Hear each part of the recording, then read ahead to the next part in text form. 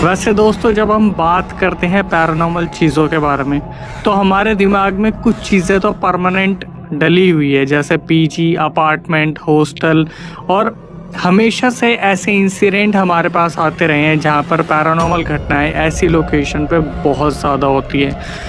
क्योंकि जब हम स्कूल, पीजी, अपार्टमेंट, हॉस्टल्स ऐसी चीज़ों के बारे में बात करते हैं, ऐसी लोकेशंस के बारे में बात करते हैं, तो बहुत सारे ऐसे पॉडकास्ट हुए हैं, बहुत सारे ऐसे डिस्कशन हुए हैं जहाँ पर ये पूछा जाता है कि भाई हर स्कूल लगभग हॉन्टेड क्यों होता है, हर हॉस्टल लगभग हॉन्टेड क्यों होता है, हर पीजी के बारे में ऐसी कहानियाँ क्यों होती है, फिर अगर स्कूल हॉन्टेड नहीं भी है तो उस लोकेशन को हॉन्टेड क्यों डिक्लेयर कर दिया जाता है। फिर आता है एक पुराना सच कि बेसिकली होता क्या है, ये जो लैंड होती है, जो एक्वायर की होती है, ये ऐसी जगह पे होती है जहाँ पहले शमशान या कब्रिस्तान हुआ करता था, जिस वजह से इस हॉस्टल में, पीजी में, स्कूल में, अपार्टमेंट में दिक्कत होती ही होती है। अब जब हम पढ़ाई की बात करते हैं तो एक मेजरली ऐसी स्टेट जहाँ पर पूरे देश से बच्चे आते हैं अपनी आंखों में सपने लिए, आज मैं बात कर रहा हूँ राजस्थान कोटा के बारे में। बहुत ही भयानक एक ऐसा इंसिडेंट हमारे सामने हमारे सब्सक्राइबर ने शेयर किया, जिसको सुनने के बाद मैं खुद चौंक गया। वैसे तो आए दिन हम देखते हैं कि जो बच्चे अपनी आंखों में सपने लिए ऐसी जगहों पर जाते हैं, वहाँ पर उनकी एक्सपेक्टेशन बहुत ज़्यादा होती है कि हम पढ़ने के बाद ऐसा कर देंगे, रिज़ल्ट बहुत अच्छा आएगा, हमारी नौकरी लग जाएगी, कोई जेई, कोई किसी न किसी चीज़ की प्रिपरेशन के लिए वहाँ पर जाते हैं। ऐसे ही दिल्ली के यश अपनी 12th कंप्लीट करने के बाद कोटा राजस्थान पहुँचे अपनी आंखों में सपने लिए।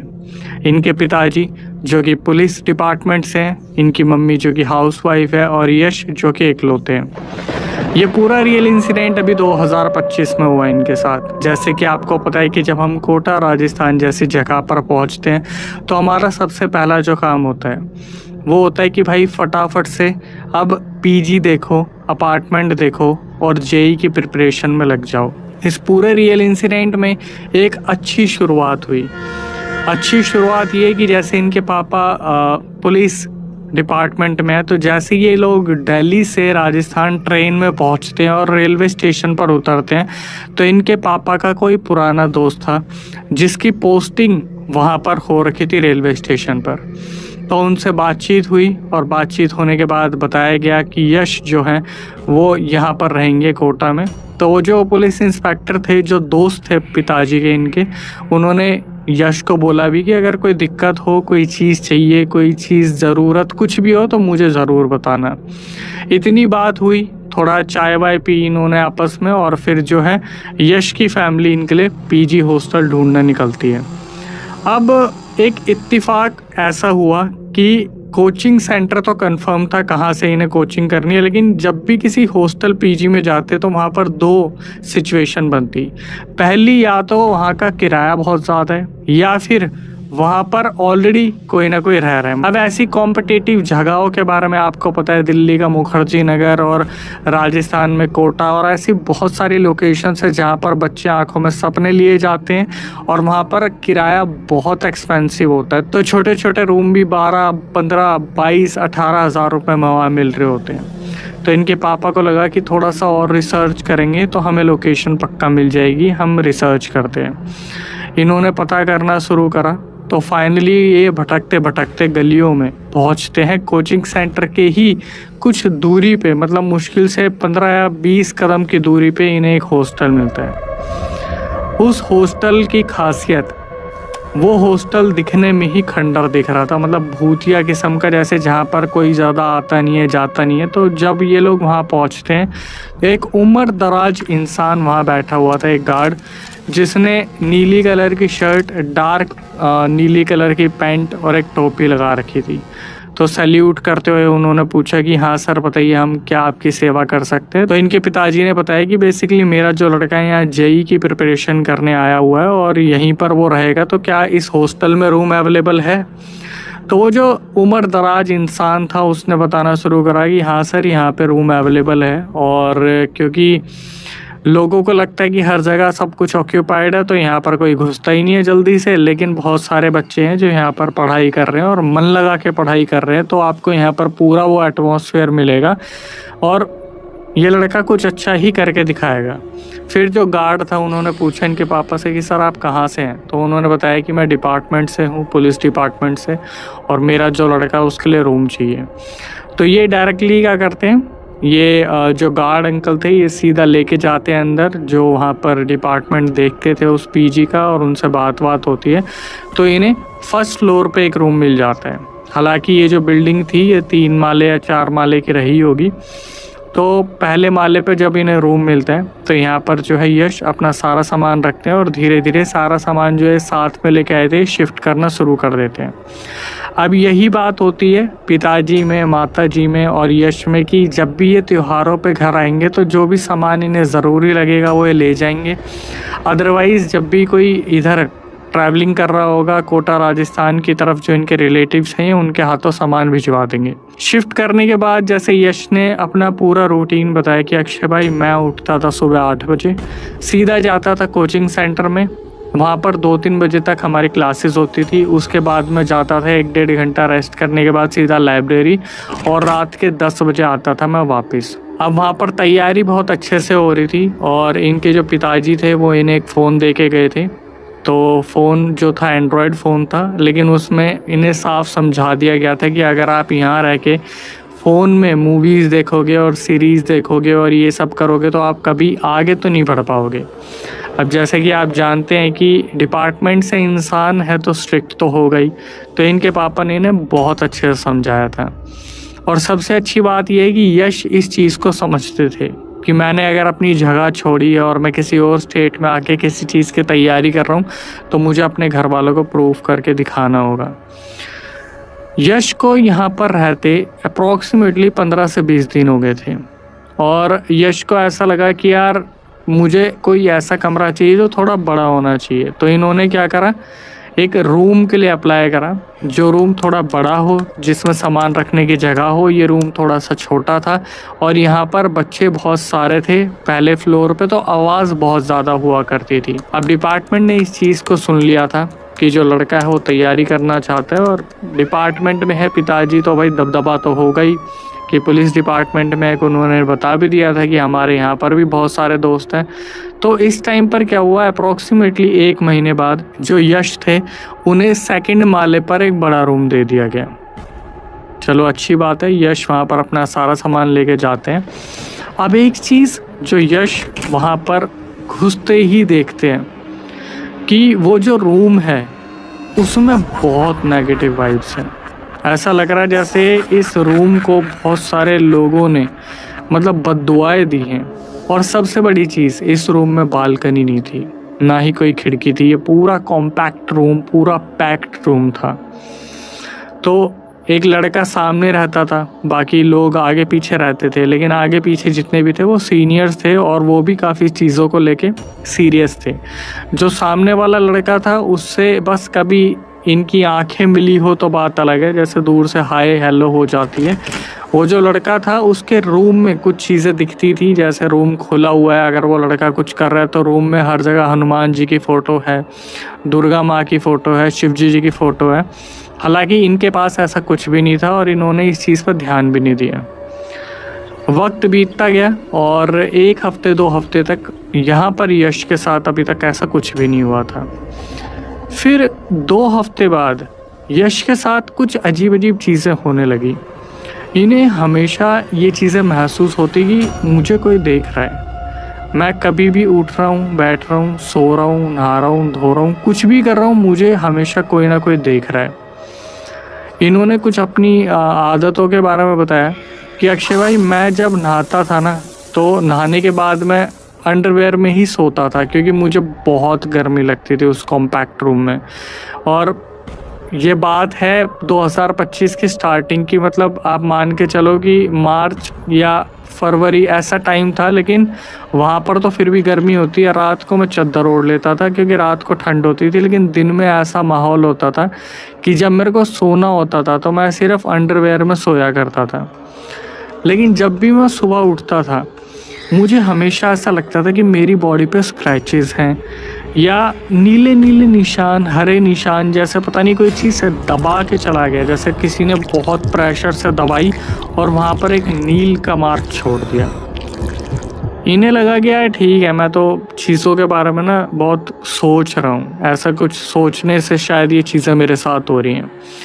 डेली इनके रूटीन में हनुमान चालीसा पढ़ना था और ये हनुमान चालीसा पढ़ते थे, मम्मी से बात किया करते थे, हालांकि पापा से तो लड़कों की ज़्यादा कहाँ ही बात होती है। फिर कुछ हादसे इनके साथ बहुत मेजर हुए जहाँ पर इन्हें अंदाज़ा हुआ कि यार यहाँ पर कुछ तो गड़बड़ है। अब इसके बाद यश बताते रिकॉर्डिंग में कि अक्षय भाई मेरी ना एक्स्ट्रा क्लासेस आने वाली थी, तो तैयारियां बहुत ज़्यादा बढ़ा दी थी हमने। तो ये बताते कि मेरी जो क्लास की टाइमिंग थी वो ऐसे हो गई थी कि एक्स्ट्रा क्लासेस के बाद हमें ऐसा टाइम मिल गया था कि 8 बजे से लेकर 2 बजे तक तो नॉर्मल क्लास, उसके बाद 1-1.5 घंटे का रेस्ट और उसके बाद फिर 5 बजे तक एक्स्ट्रा क्लास और फिर मैं जाता था लाइब्रेरी।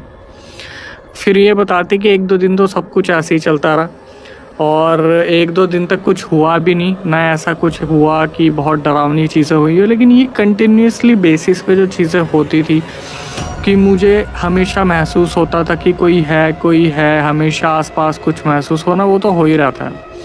और बॉडी पे मार्क्स अभी भी आ रहे थे। इन्होंने क्या करा, अपनी मम्मी को फ़ोन करा और मम्मी को बताया कि मम्मी मेरी बॉडी पे ना अजीब अजीब से मार्क्स आ रहे हैं, मुझे ऐसा लगता है जैसे आसपास कोई है। इनकी मम्मी ने बोला कि बेटा आप हनुमान चालीसा पढ़ रहे हो? इन्होंने बताया कि नहीं, 1-2 दिन से छूटी हुई है। तो इनकी मम्मी ने बोला कि आप हनुमान चालीसा पढ़ते रहो और अपने दिमाग में कुछ भी नेगेटिव मत लेके चलो, और वहाँ पर बहुत सारे और भी बच्चे हैं जो रह रहे हैं। इसका एक परफेक्ट एग्जाम्पल दूँ दोस्तों, बीच में थोड़ा सा मैं टॉपिक से ऑफ जा रहा हूँ, लेकिन हम ये सोचते हैं कि यार हमारे साथ ऐसा क्यों हो रहा है, मतलब हमारे साथ ये पैरानॉर्मल चीज़ें क्यों हो रही है, जबकि मोहल्ला पूरा पार्टी कर रहा है, हमारे साथ ही ऐसा क्यों हो रहा है। तो कभी कभार लोकेशन में भी दिक्कत होती है, कभी कभार माइंड सेट में भी दिक्कत होती है, और कभी कभार दिक्कत ये होती है कि आपके ऊपर प्रेशर बहुत होता है। इनके ऊपर प्रेशर बहुत था, हमेशा से ये माइंड सेट में रखना मुझे आगे बढ़ना है। तो क्या हुआ, इन्होंने बताया कि अक्षय भाई मैं अपने कोचिंग से वापस आया, लाइब्रेरी से वापस आया, एक रात सो गया। उस रात मेरे को कुछ महसूस नहीं हुआ, मुझे लगा कि ठीक है, सारी चीज़ें मेरी दिमागी उपज थी और सारी चीज़ें सॉर्ट आउट हो गई है। सुबह मैं उठा, मैं नहाने के लिए गया, और जब मैं नहा रहा था तो मैं पूरा बता देता हूँ क्या पूरा जो बाथरूम था उसका क्या स्ट्रक्चर था। मेरे बैक साइड में गेट था, आगे शार था और टाइल्स लगी हुई थी, और एक बल्ब था, जैसे कि उस बल्ब से काफ़ी रोशनी आ रही थी। तो ये नहाते नहाते देखते हैं अचानक से कि टाइल में जैसे नज़र पड़ती है ना नहाते हुए, इन्होंने देखा बैक साइड में कोई खड़ा है इनके जस्ट पीछे। जिस तरीके से इन्होंने बताया कि अक्षय भाई मेरी जान निकल गई, अपनी उम्र को समझते हुए इन्होंने बताया कि मैं 2 मिनट के लिए स्टक हो गया, इस तरीके से आगे पीछे देख रहा हूँ कि कौन है। हिम्मत करके पीछे मुड़े, कोई भी नहीं। बाहर निकले, टॉवल लिया, इधर उधर देखा, कपड़े पहने, सीधा कोचिंग चले गए। इन्होंने नाश्ता भी नहीं किया। अच्छा, नाश्ता और लंच कैसे मेंटेन करते थे यश इन्होंने बताया कि एक भैया थे जिनको ये बोल देते थे कि लंच रख देना, मेरा नाश्ता रख देना, मैं आके खा लूँगा। उस दिन ये सीधा कपड़े पहन के भागे वहाँ से। 2-2:30 बजे जैसे बताया क्लास ओवर हुई, 1-1.5 घंटे में फिर दोबारा स्टार्ट होनी थी। तो इन्होंने सोचा कि मैं फटाफट से कुछ हल्का फुल्का खा के 1 घंटे की नींद पूरी कर लेता हूँ। ये लेटे सोने के लिए, इनकी आँख लगी, थोड़ी ही देर में ऐसा लगा जैसे इनका पैर किसी ने खींचा। इनकी आँख खुली, इन्हें ऐसा लगा जैसे मेरे बैक साइड में पूरे मतलब सर के पास कोई एक आदमी खड़ा है। इन्होंने बस यूँ करके देखा, इन्हें साक्षात दिखा कि वहाँ पर कोई आदमी है जो धुंधला है, जिसकी काली आंखें हैं, जो बस ऐसा लग रहा है ऐसा कुछ हवास ही है। इन्होंने क्या किया, उठे और इधर उधर होके पीछे मुड़ के देखा। इन्होंने देखा वो जो आदमी की स्पिरिट थी या जो एंटिटी थी या जो प्रेत था, वो दीवार के आर पार चला गया। इन्होंने सामान उठाया और ये सीधा वहाँ से कोचिंग निकल गए। कोचिंग के बाद ये लाइब्रेरी पहुँच गए, लाइब्रेरी के बाद ये आते हॉस्टल में। इन्होंने सारी चीज़ें ऑब्जर्व करनी शुरू की कि मेरे साथ क्या हुआ था। ऐसे में माइंड बहुत डिस्टर्ब हो जाता है। आप पढ़ने गए और इतनी सारी चीज़ें आपके साथ हो जाए तो आप सोच में पड़ जाते हो कि मैं पढ़ूं या फिर क्या करूं, क्या हो रहा है क्या नहीं हो रहा है। इनको लगा ये हेलुसिनेट करना स्टार्ट कर गए हैं। इन्होंने रात को ही मम्मी को फ़ोन मिला दिया अपनी कि मम्मी मैंने ऐसी ऐसी चीज़ें देखी हैं, मुझे समझ नहीं आ रहा मेरे साथ क्या हो रहा है, पर पापा के सपनों को मैं कैसे पीछे छोड़ दूं, मैं आना चाहता हूं घर पे। इनकी मम्मी ने बोला कि बेटा मैं तेरे पापा से बात करती हूँ। इन्होंने खुद बोल दिया नहीं पापा से बात मत करना, हो सकता है कि मेरा वहम हो सकता है कि मैं नींद में से अचानक से उठा तो मेरे साथ ऐसा कुछ हो गया। इस टाइम पर यश इतने अकेले पड़ गए थे कि पता नहीं और कितनी सारी चीज़ें अभी उन्हें मौत के मुंह तक ले जाने वाली थी। इसके बाद ये कोचिंग जाते हैं, वहाँ से लाइब्रेरी जाते हैं, वापस आते हैं, चीज़ें ऑब्जर्व करी, खाना वाना खाया और जब पढ़ाई लिखाई करने के बाद ये सोते हैं। रात के 2:30 से 3 के बीच में अप्रॉक्सीमेटली यही टाइम रहा होगा, इनकी आँख खुलती है और ऐसा लगा जैसे इनके कान में कोई एक अजीब सी साउंड आ रही है किसी के गुर्राने की।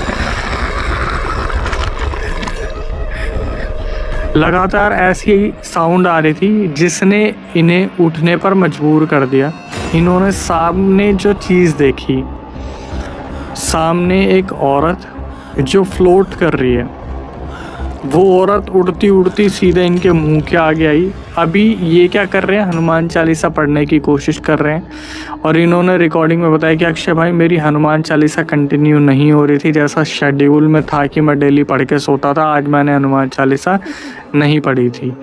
जैसे यश बोलते जय हनुमान, भूल गए जय श्री राम, इतने में क्या हुआ, वो जो एंटिटी थी उसने, लड़की ने सीधा इनकी छाती पे बैठ के इनका गला दबा दिया और मैं जय श्री राम एकदम से जैसे पकड़ बनती है ना, जय हनुमान ज्ञान गुण सागर जय कपीसति हो लोक उजागर राम दूत अतुलित बलनामा।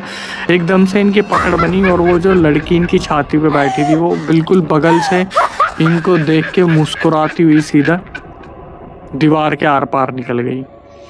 ये उठे, सीधा अपना जो भी सामान हाथ लगा उठाया। एक इनका दोस्त था नीचे वाले फ्लोर पे जो बना था, उसके पास गए भागे और वहाँ पर बैठे। वो दोस्त सो रहा था, उसे जगाया कि यार मेरे को नींद नहीं आ रही, मुझे घर वालों की बहुत याद आ रही है। वो जो नीचे लड़का था वो पूछता रहा भाई क्या हुआ है, सब ठीक है, तू रोता हुआ दिख रहा है, तेरी आंखें नम है, तेरी आंखें लाल है। यश बस यही बोल रही कि मेरे को घर वालों की याद आ रही है भाई, मुझे ना घर वालों की याद आ रही है। फिर दोनों में जैसे बातचीत हुई, फिर दोनों ने एक दूसरे का दुख सुख सुना, फिर ये दोनों ऑनलाइन गेम खेलना शुरू कर देते हैं।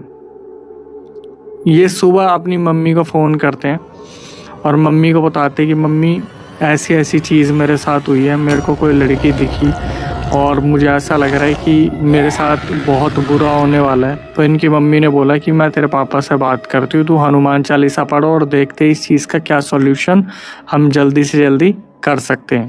तो रात इन्होंने निकाल ली थी, सुबह ये गए कोचिंग पे और कोचिंग से आए। जब कोचिंग से वापस आए तो जैसे होता है कि आपके पास 1-1.5 घंटे का टाइम है, उसके बाद फिर 5 बजे तक आपकी एक्स्ट्रा क्लास होनी है, फिर आपको लाइब्रेरी जाना है। तो यहाँ पर कुछ चीज़ें इनके साथ बहुत ही अलग हुई। जब ये सुबह कोचिंग गए थे, उसके बाद जब ये अपने कमरे में आए, कमरे से आने के बाद क्या हुआ, जैसे इन्होंने ये सोचा कि यार मैं कोचिंग से आके आज लाइब्रेरी थोड़ा स्किप करूँगा और मैं आराम करना चाहता हूँ, क्योंकि कल रात ये सोए नहीं थे, ऑनलाइन गेमिंग करी इन्होंने अपने दोस्त के साथ। तो ये जैसे ही कोचिंग से वापस आते हैं, जब लाइब्रेरी जाने का टाइम था अप्रॉक्सीमेटली 5 बजे, ये नहाने घुसते हैं कि मैं फ्रेश होना चाहता हूँ, मेरा बहुत दिमाग ख़राब हो रहा है। ये नहाने घुसे, दिमाग में हज़ारों थॉट्स चलते हैं कि क्या हो रहा है, कैसे हो रहा है, क्यों हो रहा है, मेरे साथ ही क्या हो रहा है, क्या मैं पढ़ने आया हूँ, क्या मैं हेलुसिनेट कर रहा हूँ, क्या हो रहा है। ये नहा के टॉवल लेके जैसे ही बाथरूम से पैर बाहर निकालते हैं, अचानक से इनकी आँख खुलती है और ये खड़े होते हैं रेलवे स्टेशन पर। ये वहाँ पर खड़े थे और एकदम से इनकी जैसे आँख ही होती है ना, मैं यहाँ क्या कर रहा हूँ रेलवे स्टेशन पर। सामने खड़े थे इनके पापा के दोस्त और शाम का टाइम हो रहा है 7 बजे का, और इनके पापा के दोस्त पूछ रहे बेटा तू यहाँ क्या कर रहा है, मैं तेरे को बहुत देर से देख रहा हूँ, कब से बोल रहा हूँ, तू सुन नहीं रहा है, क्या कर रहे हैं यहाँ पे। ये बस ये देख रहे थे कि मैं कमरे में था, मैं यहाँ कैसे आया रेलवे स्टेशन पर। और वहाँ से ये क्या करते हैं, रिक्शा वगैरह पकड़ के, ऑटो पकड़ के अपने पीजी आते हैं और अपनी मम्मी को बता दिया कि ऐसे ऐसे मैं जो है जंक्शन वाले रेलवे स्टेशन पर पहुँच गया था, मुझे नहीं पता कैसे। इनकी मम्मी ने सीधा बोला, बेटा एक काम कर, जो भी पहली ट्रेन मिल रही है या वहाँ से तू निकल जा, कहीं भी चला जा, अभी तू वहाँ मत रह। तो इन्होंने बताया, अक्षय भाई मेरे एक रिलेटिव रहते थे, मेरे पापा कभी भी नहीं चाहते थे कि मैं किसी रिलेटिव के पास जाऊं, क्योंकि मैं तैयारी करने जा रहा था और हम रिलेटिव से थोड़ा बच के रहते हैं क्योंकि उनकी नज़र बहुत जल्दी लगती है चीज़ों पे। ये निकले अपने रिलेटिव्स के पास भागे। इनकी मम्मी जब तक इनके पापा को बताती ये चीज़ें, वो जो रेलवे स्टेशन पर पुलिस वाले थे उन्होंने इनके पापा को सब कुछ बता दिया था कि ऐसे ऐसे जो है यश आया था, और क्यों आया था ये नहीं पता, पर वो अपने शुद्ध बुद्ध में नहीं था। इनके पापा ने यश से बात करी कि बेटा तू वहीं रह, कोई दिक्कत नहीं है, हम आएंगे, हम जब आएंगे तब देखेंगे, कल सुबह हम आ रहे हैं, तब तेरा सामान वामान का देखेंगे क्या सीन है। तो ये अपने रिलेटिव के गए और इन्होंने बताया कि अक्षय भाई पहले तो मैं 2 घंटे रोया कि मैंने अपने पापा के सपनों पे पानी फेर दिया। अब रिलेटिव ने पूछा कि बेटा क्यों रो रहा है, इन्होंने बताया तो नहीं, पर ऐसा लग रहा था रिलेटिव समझ गए थे कि इसके साथ, बच्चे के साथ कुछ बहुत बुरा हुआ है। तो क्या हुआ, उस टाइम पर 2 घंटे रोने के बाद, खाना वाना खाने के बाद ये सोए और यश ने इस चीज़ को हाईलाइट करा, भाई मैं जो सुकून की नींद सोया हूँ ना अपने रिलेटिव्स के घर पे। इनके पापा अगले दिन आए, उन्होंने कुछ नहीं करा, अभी हॉस्टल पीजी में कुछ भी नहीं बताया, क्योंकि आने से पहले इन्होंने एक तांत्रिक बाबा के बारे में पता कर रखा था। पहले उनसे पूछना था लड़के के साथ हो क्या रहा है। तो वो जो तांत्रिक थे उन्होंने, बाबा ने साफ बोला था कि भाई लड़के को आप लेके आ जाओ मेरे पास, मैं देख के बता दूंगा। पापा जी आए मम्मी के साथ और वो सीधा ट्रेन की जो बुकिंग थी, लड़के को पिक किया, रेलवे स्टेशन लेके गए, दोस्त से बात की कि लड़के के साथ ऐसा ऐसा सब कुछ हो रहा है। तो दोस्त जो था वो तो खून उबाल मार गया उसका, क्योंकि उसके ही बच्चे हैं, कल को उनके साथ ऐसा हो जाए। तो उन्होंने बोला कि मैं पीजी पे एक्शन लेता हूँ, हॉस्टल पे एक्शन लेता हूँ, कौन सा हॉस्टल है।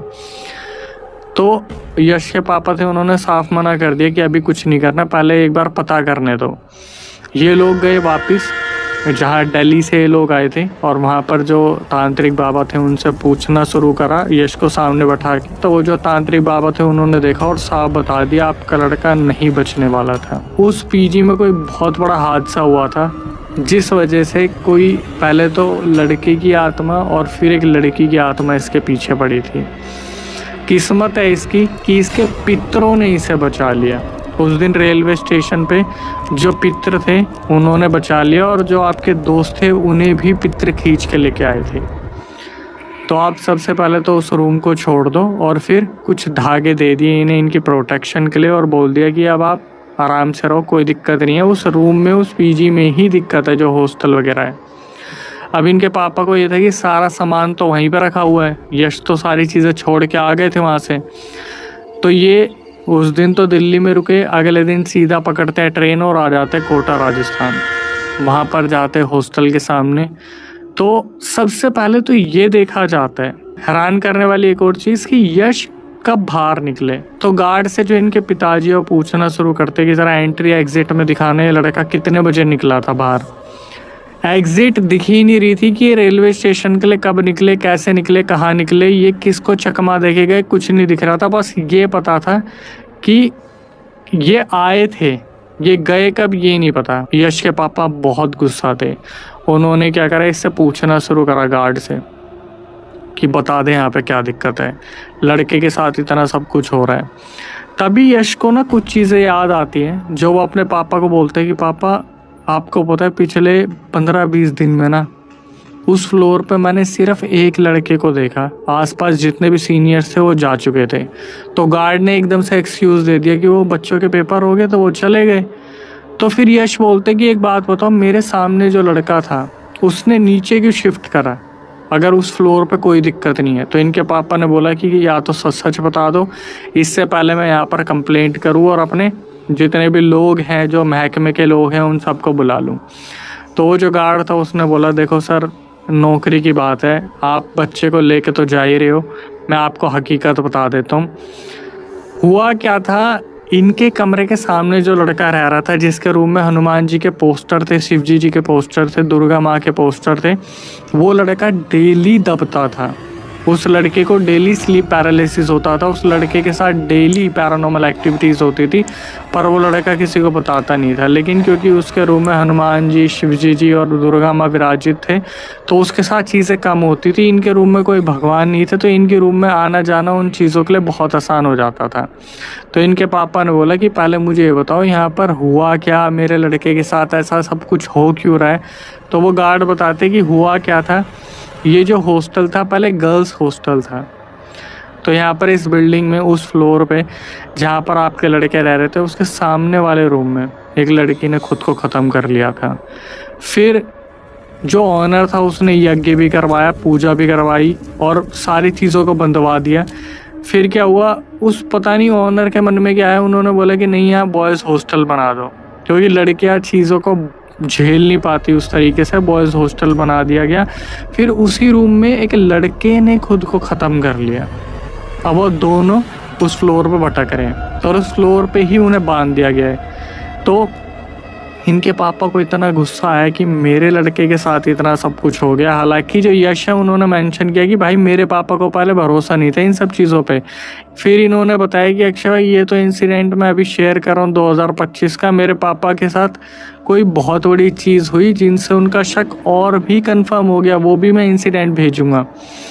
लेकिन इन सब चीज़ों के बाद क्या हुआ, इनके पापा गए और ऊपर जाके सारा सामान निकाला, सारा सामान इन्होंने भरवाया। और फिर क्या हुआ, इनके पापा ने गार्ड को बोला कि ऑनर को फ़ोन मिलाओ और उससे बता दो ये सब कुछ है, मेरे लड़के के साथ दिक्कत हुई है। तो भाई पुलिस महकमे में काम कर रहे हैं, ऐसे कैसे पैसे छोड़ देंगे। सिक्योरिटी एडवांस जो दिया हुआ था सब कुछ वापस लिया। ऑनर ने भी चुपचाप वापस दिया, क्योंकि ऑनर को पता था कि उस वाले फ्लोर पर, सेकेंड फ्लोर पर हादसे होते हैं।